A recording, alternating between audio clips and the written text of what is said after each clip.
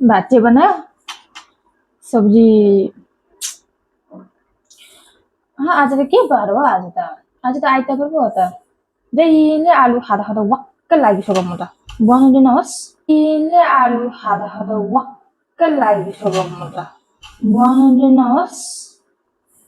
आज बुढाले मासु ल्याउँछ होला नि बिहान पनि हाल्यो बेलुका पनि हाल्यो बिहान हाल्यो बेलुका पनि हाल्यो उल्टी आइसक्यो आलु खाँदा खाँदा होस् पकाउँदिनँ बुढाले सोध्नु पऱ्यो गएर पकाउनु पऱ्यो सुँगुर मासु खानु मन लाग्छ यहाँ आफै बुढा हजुर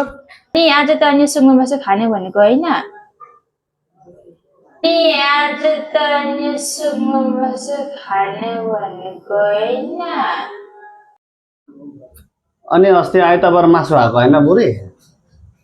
अनि फेरि बुधबार पनि मैले कुखुरा डल्लो लिएर खेलाएको त अनि दुई दिन बसी खाएको के हो कति खान्छ अनि